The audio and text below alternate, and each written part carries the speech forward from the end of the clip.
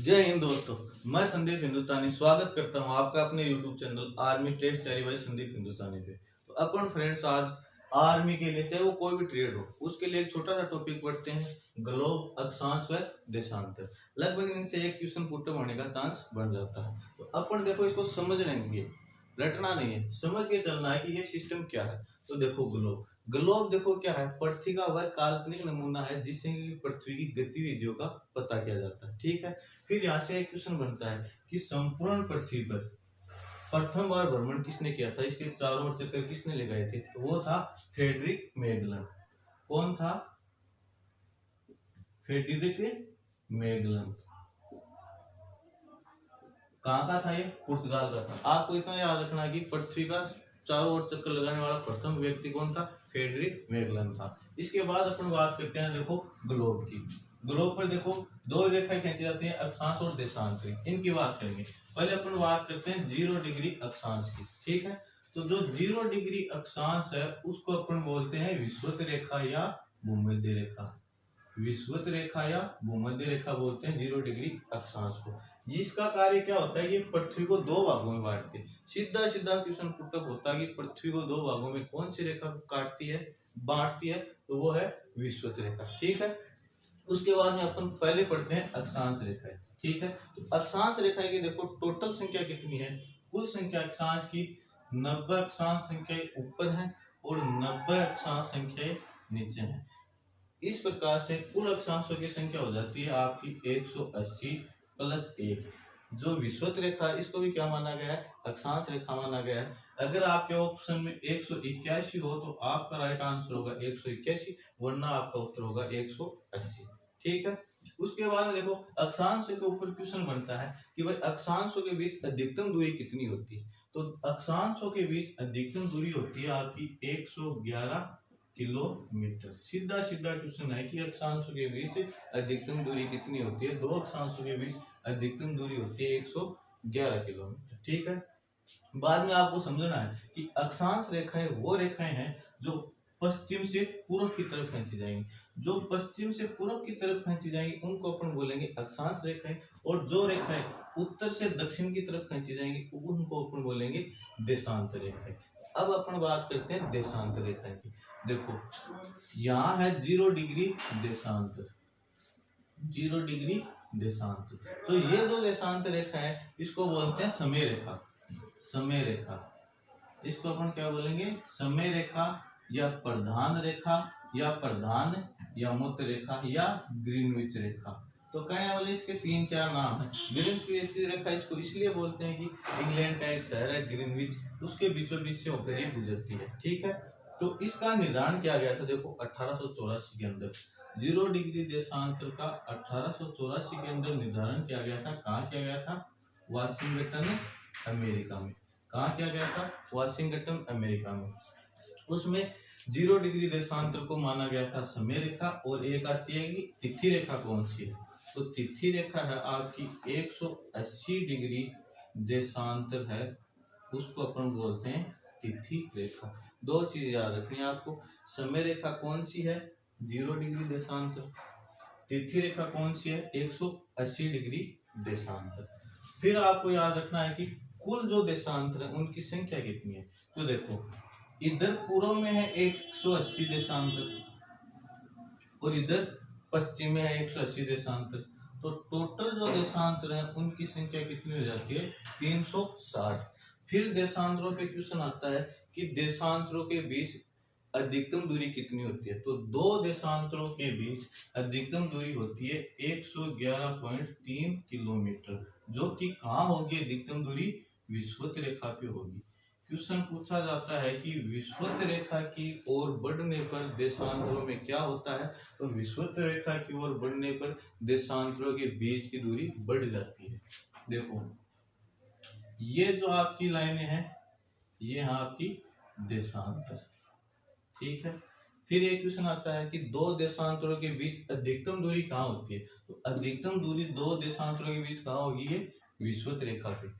और देशांतरों के बीच न्यूनतम दूरी कहाँ होती है? तो देशांतरों के बीच न्यूनतम दूरी होती है ध्रुव पे। ठीक है। तो देखो अपने पहले बात नहीं की कि भाई विषुवत रेखा है जो पृथ्वी को दो भागों में बांटती है, तो ऊपर वाला भाग हो गया वो तो कौन सा हो गया, उत्तरी ध्रुव, ठीक है जी।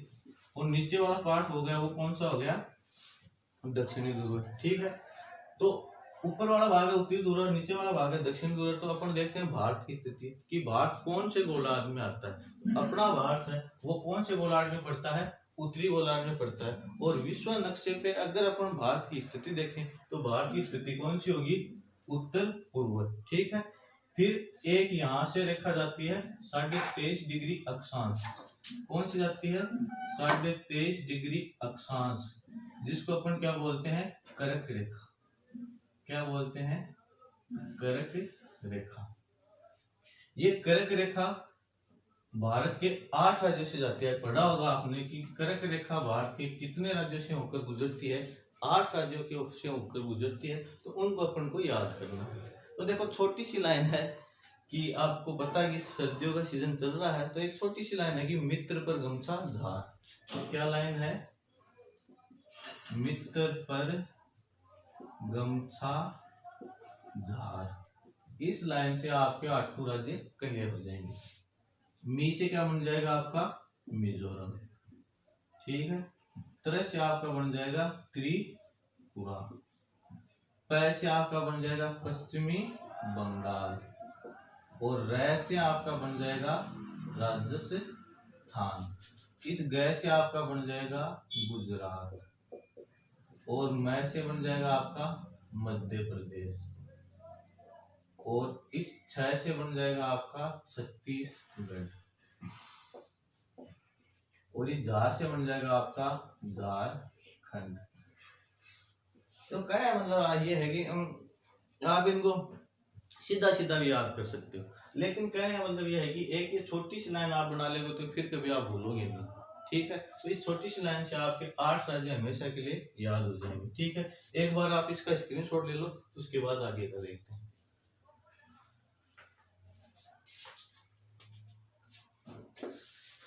स्क्रीनशॉट ले लिया होगा आपने, तो चलो अब आगे की बात करते हैं।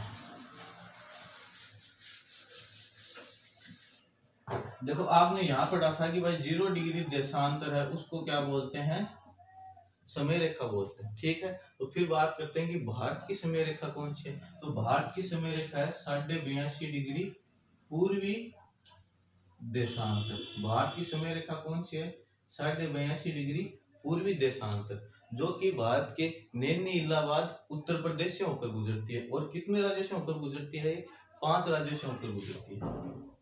भारत की समय रेखा कितने राज्यों से होकर गुजरती है, 5 राज्यों से होकर गुजरती है। तो 5 राज्य फिर याद कर लो कौन कौन से हैं, यूपी, एमपी, एपी, छत्तीसगढ़ व उड़ीसा।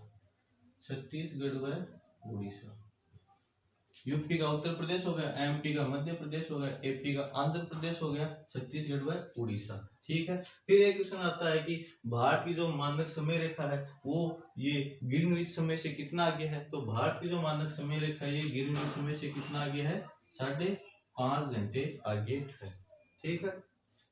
फिर अपन देखो देशांतरों में और बात करते हैं। यहाँ से क्वेश्चन पुटअप होता है, इस तरह से होता है देखो कि भाई पृथ्वी को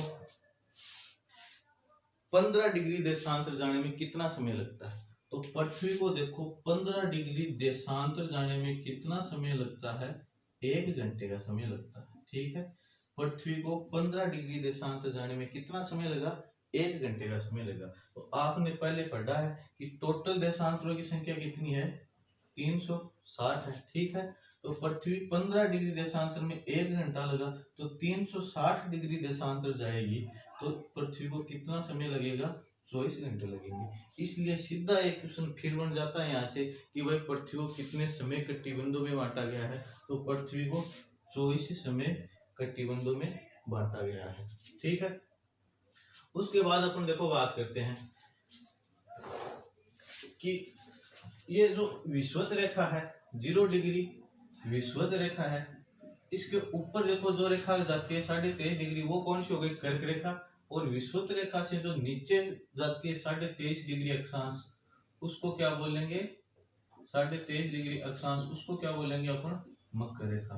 देखो इतना ध्यान रखना है कि विषुवत रेखा से ऊपर वाली है कर्क रेखा और विषुवत रेखा के नीचे वाली है वो है मकर रेखा, और एक यहाँ आती है 66.5 डिग्री अक्षांश, उसको अपन बोलते हैं अंटार्कटिक रेखा, और एक ऊपर जाती है 66.5 डिग्री अक्षांश, उसको अपन बोलेंगे आर्कटिक रेखा। इतना सा ये 4 बातों का ध्यान रख लेना, ठीक है। एक बार फिर स्क्रीनशॉट ले लो।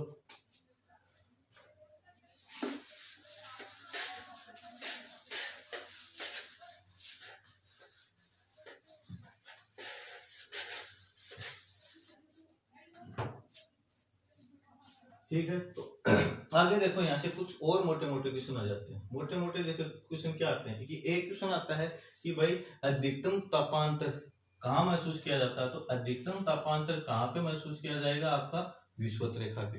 फिर एक क्वेश्चन बनता है कि भाई सबसे लंबा दिन कहाँ होता है, तो लंबा दिन कहाँ होता है, ध्रुव होते हैं ना, उन पे सबसे लंबा दिन होता है। फिर अपन बात करते हैं, क्वेश्चन बनता है कि भाई उत्तरी गोलार्ध में बड़ा दिन कौन सा है और दक्षिणी गोलार्ध में बड़ा दिन कौन सा है या छोटा दिन कौन सा है। तो देखो अपन को पता है कि अपने भारत की स्थिति है वो कौन से गोलार्ध में है, उत्तरी गोलार्ध में है। तो फिर क्वेश्चन आएगा कि उत्तरी गोलार्ध में बड़ा दिन कौन सा है, तो देखो अपने भारत के अंदर मोस्टली बड़े दिन कब होते हैं, गर्मियों के अंदर होते हैं, ठीक है। तो उत्तरी गोलार्ध के अंदर बड़ा दिन कब होगा, 21 जून को, और छोटा दिन कब होगा, 22 दिसंबर को, ठीक है। तो इसका बाद में उल्टा कर देना। दक्षिणी गोलार्ध की बात करें तो दक्षिणी गोलार्ध के अंदर आपका 21 जून तो बड़ा दिन हो जाएगा और दक्षिण गोलार्ध के अंदर आपका 22 दिसंबर तो बड़ा दिन हो जाएगा और 21 जून आपका छोटा दिन हो जाएगा, ठीक है। फिर यहाँ से देखो 2-3 क्वेश्चन और बनते हैं कि भाई पृथ्वी व सूर्य के बीच न्यूनतम दूरी कब होती है या अधिकतम दूरी कब होती है। एक चीज का ध्यान रखना, देखो आजकल थोड़ा सा पेपर का ट्रेड चेंज हुआ है, तो वो आपको नाम देगा उपसौर। क्या नाम देगा, उपसौर या अपसौर। तो ये तो क्या है, न्यूनतम दूरी, ठीक है, और ये क्या है, अधिकतम दूरी, ठीक है। तो पृथ्वी और सूर्य के बीच न्यूनतम दूरी उपसौर कब होता है, वो होता है 3 जनवरी को, और पृथ्वी और सूर्य के बीच अपसौर यानी अधिकतम दूरी कब होती है, वो होती है आपकी 4 जुलाई को, ठीक है। फिर देखो एक क्वेश्चन और आता है कि भाई पृथ्वी पर दिन रात की अवधि कब समान होती है, तो पृथ्वी पर देखो दिन रात की अवधि 21 मार्च व 23 सितंबर को क्या होती है, समान रहती है, ठीक है। तो देखो ये छोटा सा प्रयास था आपको समझाने का, उम्मीद है आपकी समझ में आएगी। एक बार मैं मोटी मोटी बात आपको रिपीट कर देता हूँ, ठीक है, ध्यान से सुनना। देखो अपने यहाँ से ग्लोब से स्टार्टिंग की थी, ठीक है। तो ग्लोब के ऊपर स्टार्टिंग की थी, तो अपने पहला क्वेश्चन बनाया था कि भाई ग्लोब का चक्कर लगाने वाला प्रथम व्यक्ति कौन था, पृथ्वी का चक्कर लगाने वाला फ्रेडरिक मैगलन था, ठीक है। विषुवत रेखा जो क्या करती है कि विश्व को 2 भागों में बांटती है, जो 0 डिग्री अक्षांश है। विषुवत रेखा से ऊपर जो जाती है 23.5 डिग्री अक्षांश, उसको बोलते हैं कर्क रेखा, और विषुवत रेखा के जो नीचे आती है उसको बोलते हैं मकर रेखा, और ऊपर 7.5 डिग्री है उसको बोलते हैं आर्कटिक रेखा, और जिससे 7.5 डिग्री है उसको बोलते हैं अंटार्कटिक रेखा, ठीक है। बाद में बात कर देंगे अक्षांश रेखाएं, तो अक्षांश रेखाएं पश्चिम से पूर्व की तरफ खींची जाएंगी, वो होती है अक्षांश रेखाएं, और जो उत्तर से दक्षिण की ओर खींची जाती है वो क्या होती है, देशांतर रेखाएं।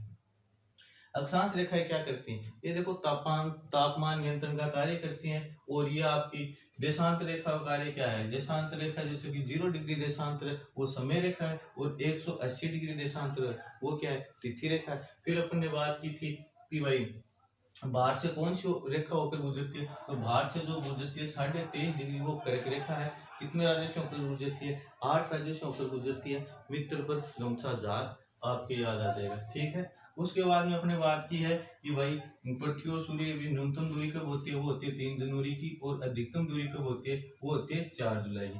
फिर अपन ने एक क्वेश्चन देखा था कि भाई पृथ्वी को 15 डिग्री देशांतर जाने में कितना समय लगता है, तो पृथ्वी को 15 डिग्री देशांतर जाने में 1 घंटे का समय लगता है। तो 360 डिग्री देशांतर जाने में कुल कितना समय लगा, 24 24 घंटे लगे तो वही क्वेश्चन बन गया कि पृथ्वी को कितने समय कटिबंधों में बांटा गया है, 24 समय कटिबंधों में बांटा गया है। फिर देखो ऊपर वाला जो उत्तरी गोलार्ध है उसके अंदर बड़ा दिन कब होता है, 21 जून को। छोटा दिन कब होता है, 22 दिसंबर को। फिर इधर वाला दक्षिण गोलार्ध है उसके अंदर बड़ा दिन कब होता है, 22 दिसंबर को। और छोटा दिन कब होता है, 21 जून को। ठीक है, तो ये देखो कुछ मोटी मोटी बात थी, एक प्रयास किया है, उम्मीद है आपकी समझ में आई होगी। देखो मैं सिर्फ इतना चाहता हूँ कि जो भी जवान आर्मी की तैयारी कर रहा है, जो भी जवान आर्मी तैयारी कर रहा है, चाहे वो किसी भी ट्रेड का हो, वो भाई जैसे आपको पता है कि आप टेस्ट तक पहुंचते हो, बैठते हो टेस्ट में, तो उससे पहले आपका जैसे मेडिकल फिजिकल, उसके लिए आपको फिजिकल के लिए कितनी मेहनत करनी पड़ती है। हमारे लड़के हैं, हमें पता है, 4 बजे सुबह उठना, रोज दौड़ना, किसी के सीन पर दर्द होना, किसी के कुछ होना, तो ये देखो छोटी बात नहीं होती। मैं सिर्फ इतना चाहता हूँ कि आप अगर टेस्ट तक पहुंचे हो, यानी आप शिखर तक पहुंचे हो, तो वहां से आपको वापस नहीं गिरना। आपकी एक गलती से आपका सिलेक्शन नहीं होगा। कंपटीशन देखो ज्यादा हो गया, पढ़ाई आपको साथ रखनी ही पड़ेगी, वरना आपको पता है कि टेस्ट में देखो 2000-2500 बैठते हैं, लेकिन लगते कितने, 250-300। तो अगर आपको अपनी सीट पक्की करनी है तो ये चीजें तो आपको पढ़नी ही होंगी, वो चाहे आप इस बार पढ़ लो चाहे अगली बार पढ़ लो, और कोई इलाज नहीं। समझ गए मेरी बात को। फिर आपको एक चीज आप सोच रहे होंगे कि हिमांशी आजाओं वाला सिस्टम क्या था, तो देखो मैं आपको बता दूं कि हिमांशी है वो चीन की है। कहाँ की है, चीन की है। ठीक है, तो मैं तो दोस्त नहीं मानता, आपकी मर्जी, बाकी आप समझदार हो। तो देखो लाइन क्या थी, हिमांशी आजाओं। ठीक है, तो आपने देखो पढ़ा हुआ कि भाई भारत की स्थलीय सीमा से कितने राज्यों की सीमा लगती है, कितने देशों की सीमा लगती है, 7 देशों की सीमा लगती है। ठीक है, तो उनमें एक चीन भी आता है, तो चीन के साथ भारत के 5 राज्यों की सीमा लगती है। कितने राज्यों की सीमा लगती है, चीन के साथ 5 राज्यों की सीमा लगती है। आपको मानना है कि हिमांशी कहाँ की है, चीन की है, तो हिमा से तो आपका बन जाएगा हिमाचल प्रदेश। क्या बन जाएगा, हिमाचल प्रदेश। इस सी से बन जाएगा आपका सिक्किम। क्या बन जाएगा, सिक्किम। ऐसे बन जाएगा आपका अरुणाचल प्रदेश, अरुणाचल प्रदेश। इस जय से बन जाएगा आपका जम्मू कश्मीर, और इस ऊ से बन जाएगा आपका उत्तराखंड। ठीक है, एक लाइन है, देखो 10-15 लाइनें दूंगा आपको, उसमें आपका लगभग सारा जीएस आपका उसके अंदर ही कवर हो जाएगा। देखो थोड़ी सी आपकी इच्छा शक्ति चाहिए, और बाकी हम आपको पूरा प्रयास करेंगे कि 40 से 45 दिन में आपका संपूर्ण कोर्स करवा देंगे, कि भाई जो बच्चा डिफेंस ज्वाइन नहीं कर पाता वो अपने घर पे तैयारी कर सकता है। दौड़ आप घर से भी सकते हो, लेकिन टेस्ट की तैयारी तो आपको कहीं जाके करनी पड़ेगी। तो मैं चाहता हूँ कि आप अपने घर से संपूर्ण टेस्ट की तैयारी पूरे दमखम के साथ करो। ठीक है, उसके बाद देखो छोटी सी बात है कि एक तो खुश रहो, टेंशन नहीं लेनी, आपकी सीट कंफर्म है, बस एक जुनून होना चाहिए आपके अंदर। सीधी बात होती है जुनून की, जिस बंदे के अंदर जुनून है उसको दुनिया की कोई ताकत नहीं रोक सकती। ये आपके दिमाग में आज बैठा लेना या कल सुबह बैठा लेना। मैं इतना चाहता हूँ कि इस बार आपका सिलेक्शन हो, मेरा पूरा प्रयास रहेगा। हमारे लायक कोई भी सेवा हो तो आप हमसे कभी भी कांटेक्ट कर सकते हो। ठीक है, दूसरी बात यह है कि मस्त रहो, खुश रहो, खुद बढ़ो, देश को बढ़ो, खुद के लिए पढ़ो, अपने लिए पढ़ो, अपने माता पिता के लिए पढ़ो और देश के लिए पढ़ो। ठीक है, उम्मीद है बात आपको समझ में आई होगी। कल मिलते हैं नए वीडियो के साथ। अगर आप इस प्रयास से संतुष्ट हैं तो कमेंट करिए, सब्सक्राइब करिए और अपने दोस्तों के साथ शेयर करिए, जिससे क्या होगा कि हमारा थोड़ा हौसला बढ़ेगा कि भाई अपना जो परिवार है आर्मी टेस्ट परिवार संदीप हिंदुस्तानी वो कितनी ग्रोथ कर रहा है, उससे एक अलग जोश आता है यार। ठीक है, बस इतनी सी बात थी। जय हिंद, हर हर महादेव।